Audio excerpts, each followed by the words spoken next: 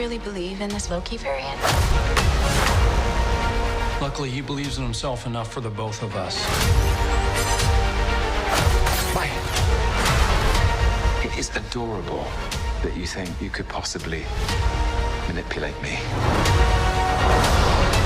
Saturday morning.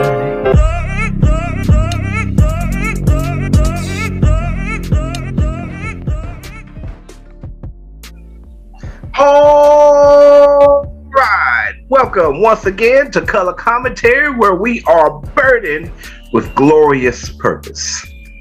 Plus, we give you views from a different side. I, of course, am your host, Rashad, and I'm joined by my co-host, Chuck Taylor here, guys. Yes, it's been a while, but we're back. I want to make sure you like and subscribe when we all in your lives. Let's go.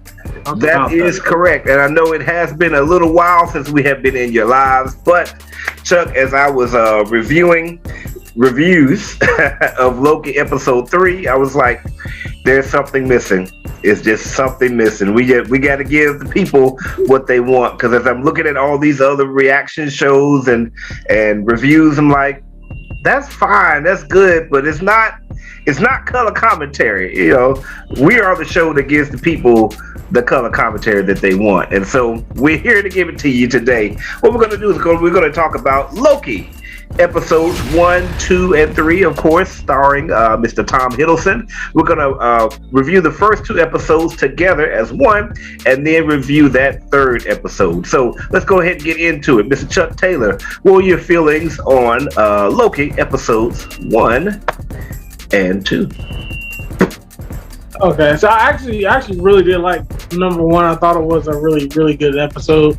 Definitely kind of got me eager to get more into this. Definitely kinda. You know, it definitely kinda got me. You know, I wasn't fully ready, but it definitely got me ready to check out Loki. I wasn't really super high on Loki. I know a lot of people were like they love Loki. I like Loki in increments. When it's like just a movie, just him by himself, to me, I think he gets kind of stale. You know, I like him, but like he needs somebody to play off of. To me, I think so. I think he. Never seen him. I think a movie is fine. I said a movie like he's with Thor, so he has Thor and whoever else is on the cast to play off of.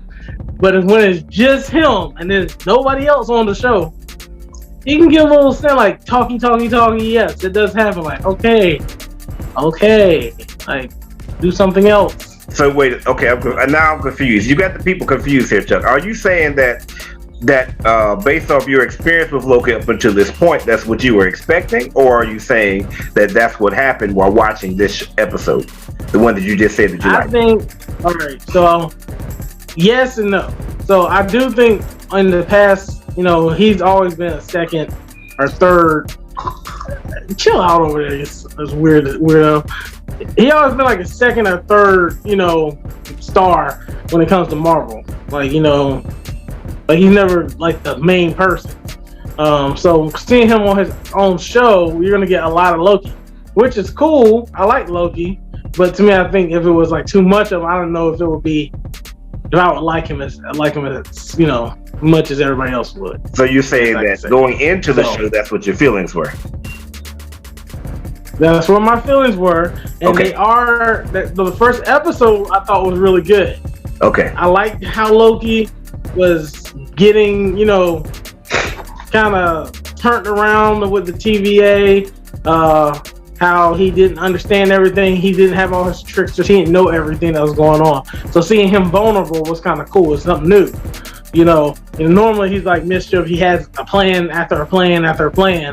To make sure he's on top somehow. Okay. Right? So on this one, he just like it was completely out of his element. That was good. So I really liked the first episode because of that. When it comes, I guess I give some highlights of the first episode for that reason. I like when he was getting all his clothes disintegrated and basically just getting ran through the ringer. Did you like for that? The TVA, right? They just like put him in a jumpsuit and they took all his stuff and it made him feel like he was nothing. And and he's like, I'm a king or a prince and stuff like that. So I like how we got to see him really vulnerable right there, out of his element. But then I like how he turned it on them. And of course, the God of Mischief, he was able to get one up on them. Right. Was, trying to use the Infinity Stones, and that was cool to see, like the Infinity Stones just being in a little basket or something. And he can't even what? Infinity Stones? Like, yeah, they're just like, yeah, some guys use them as paperweights. Right. That was pretty funny.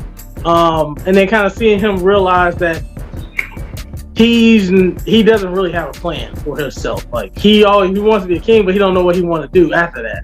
Okay. And kind of seeing him come to that realization by the end of the episode, he was ready to kind of submit and work with TVA. I was like, okay, I like that. Second episode, it was okay. So much talking. I did learn a lot with, on the other variant that they were chasing. Okay. But it just got long-winded. Like it wasn't any action really in it until the end. And it was just, I don't know, it wasn't my favorite episode out of those three. It was like, that was like a low ball for me. So, but those are kind of my little highlights of the Loki so far, and we'll get into our third episode a little bit later. Okay, all right, that's fair enough, sir. All right, so for episode 1, since I guess we'll break it down 1 and 2 like you just did then. So episode 1, I really liked it. I thought it was hilarious when he first showed up in Mongolia. And he was on the ground, and people were like, "Hey, who are you?" He's like, and he jumped up on the rock. I'm Loki, burdened with glorious purpose. That was hilarious to me. Not so hilarious to you, huh? So, let me see. I really liked everything that was happening with the TVA and everything. Let me see. I was kind of concerned that they were going to make Loki like a lame duck, and I can't stand it when they do him like that. That's kind of like they did him in Thor Ragnarok. Like if you look at him in Thor Ragnarok versus him in the first Thor movie, it's like Loki's got schemes, and Loki can actually fight. He actually put up a good fight against Thor, believe it or not. I didn't think he was going to, because that's not really Loki's claim to fame, but he actually put up a really good fight against Thor in the first Thor movie. So I don't like to see him where he's just kind of weakened and just kind of bumbling around. So it was nice to see him turn the tables on the TVA at the end and started using the reverse thing on the girl from Lovecraft. She was like, stop doing that. Stop doing that. That was great. That was good. I got to give props to Tom Hiddleston on his acting too. Everything for when he was watching the Avengers, just like we watch the Avengers, watching himself, watching Odin die, and then we're watching Frigga die, and then Odin die, and then watching himself die. I just knew that this was going to go in a completely different direction. We did talk about that. Like, it's like, okay, so after watching Frigga and Odin die, it's like, okay, he's going to turn into a good guy. And then he saw Thanos choke him to death. He's like, oh, hell no. Hell to the no. Hell to the no. I got to figure this out. Yeah. Not happening. Nah, bro. You thought you had me. You thought you had me about being a good guy. Nah, but it was interesting how he took it with that. So that was cool. The second episode I actually really liked. My favorite part, I guess I'm the opposite. My favorite part of episode 2 was the talking, because the Loki, Tom Hiddleston and Owen Wilson, their chemistry is amazing. Just watching the two of them just go back and forth, like when Loki's trying to explain what happened with the salt shaker, and he's like, the catastrophe is the salt. And Owen's like, the catastrophe is the salt? It's just how he respond, how they go off with one another. It's just great and really interesting to me. I do think they work well together. Yeah. So I definitely want to see some more of the two of them together, because they make a very good team. Yeah. Episodes 1 and 2, I really liked. I particularly like how at the end of episode 2, that Lady Loki dropped that bomb. Dropped multiple bombs all across the multiverse. Multiple bombs. I was like, whoa, like everything, it's about to go down. Like I was very, very excited about that. So I couldn't wait to see what was going to happen in episode 3. Again, I was kind of now in episode 2, I actually was disappointed because he did kind of become a lame duck a little bit when it came against Lady Loki. Like when he was fighting like the strong human guy. It's like, well, he's still a strong human guy. Loki is an Asgardian. So he's super strong. He's super strong. Human, I don't care how strong a human is. I was talking with my wife and my kids. I was like, maybe she's able to make them stronger when she possesses them, because that don't make no sense to me. Right. He was getting shot in the chest with guns and stuff, and was just beating dudes up on Avengers all over the place until Hulk got to him. He destroyed Stark until he put a suit on. So I think he can handle some fisherman or truck driver guy. Even Captain America, who's like the strongest human possible. I mean, he was giving Captain America the business. So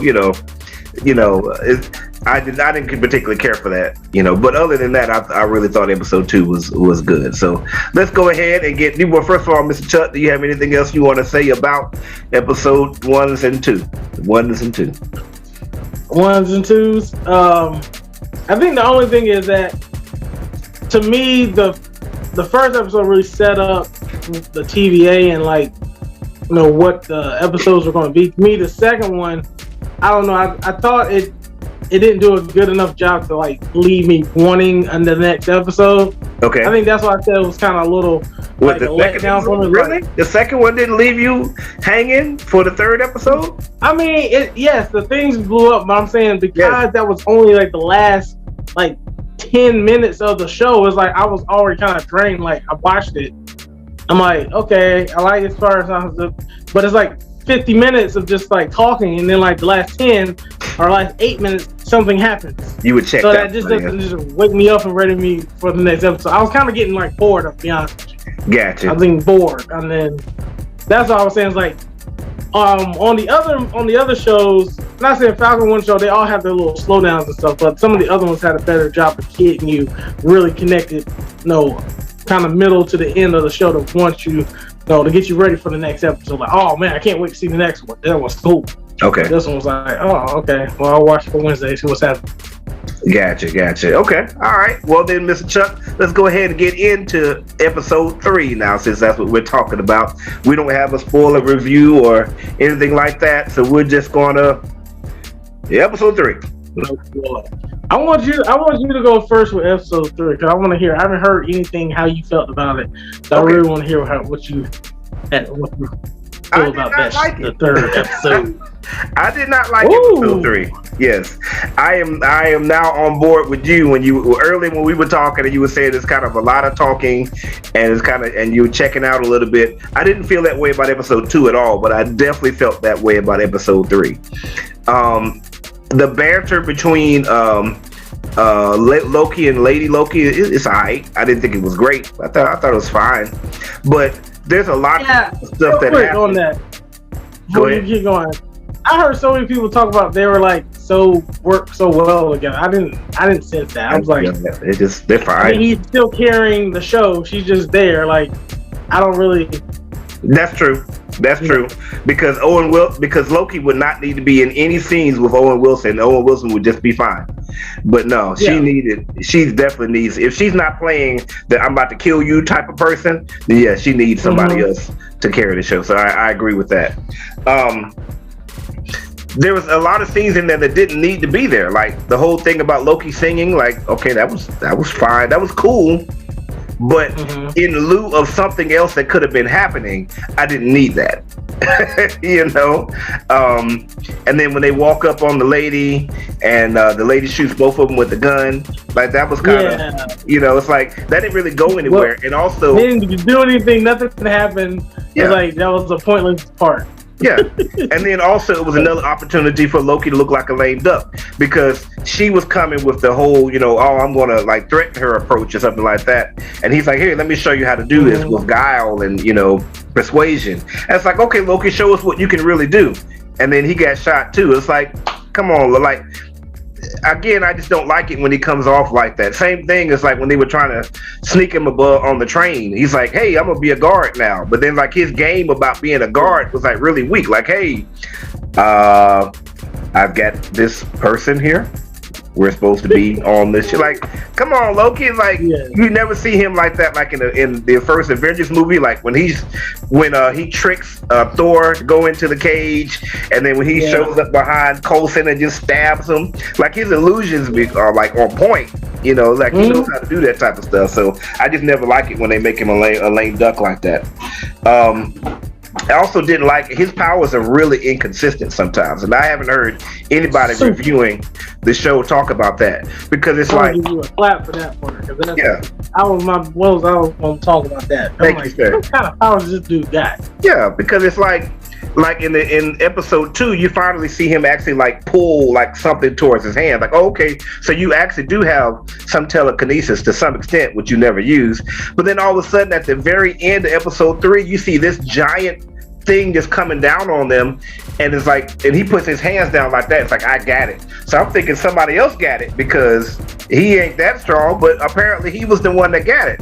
So now you got like telekinetic abilities, lifting tons of stuff, but you don't seem to ever want to use that. When you fight, you just want to pull out some knives. Like, what are we doing here, Loki? Like, let's give him a certain power set. He can teleport.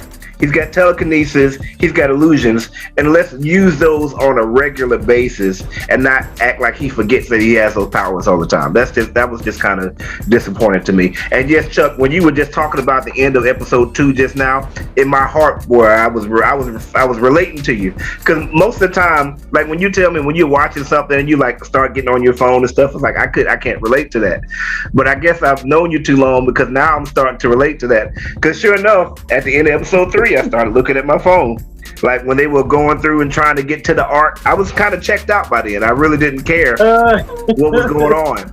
And then like when the arc blew up, it wasn't really a good cliffhanger for me, because I know they're going to get out of it. So it wasn't a good cliffhanger. Like some shows and some movies, even though you know the hero is going to prevail in the end, there's still enough of what I'm looking for. Enough suspense.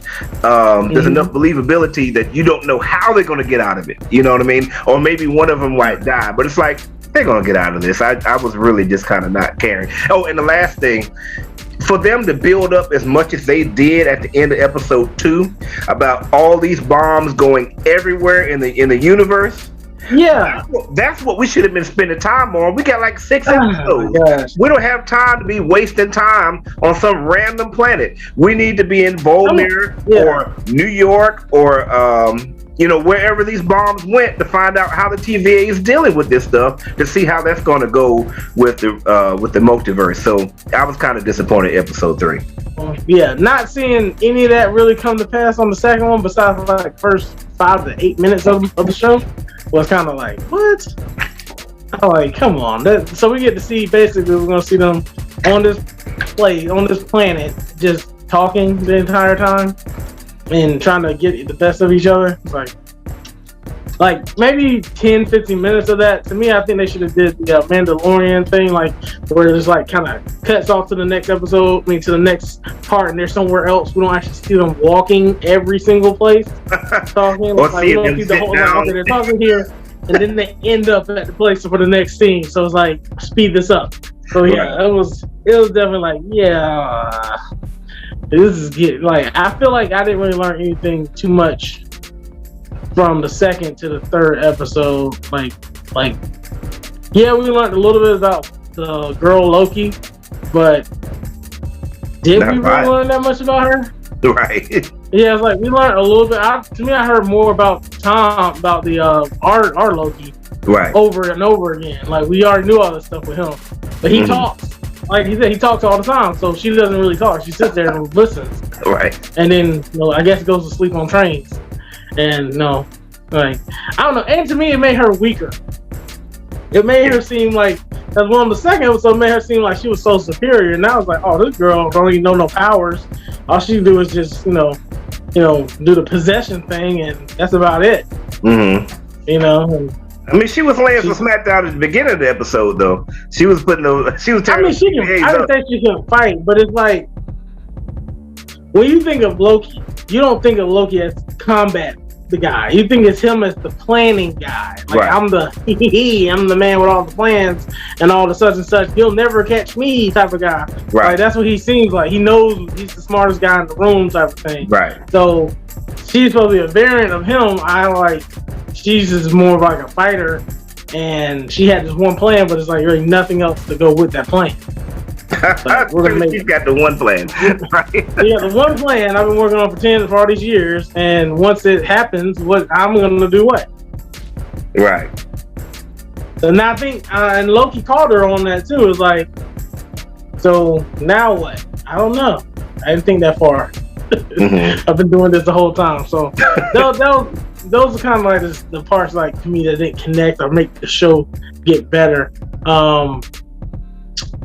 Also, I did. I'm trying to think of stuff I don't understand. I'm just bashing the whole show because I do like certain parts of it. Okay. It's just that's the part I just started thinking like things that I didn't like. That's okay. You don't have to be caught I up do in the like hype, how man. they're A lot of adding- people are kind of really caught up in the hype. And most people have said this did feel like a filler episode. It was a little slower, but I haven't really heard anybody kind of go in on it. Like, and I think it's okay to actually be that voice of difference. Be like, no, like we expect a certain standard here. Yeah, I think, but I want to make sure like I'm even kill on because like I gotta go back and look at what I said about Captain America and some of the other ones. Because some of them had those filler episodes and was like, okay, we learned a little bit, you know. But this one, I think this one because we don't really like the TVA is brand new, right? Right. We don't know what direction they going in, like so it's kind of so much like okay, what is happening on here?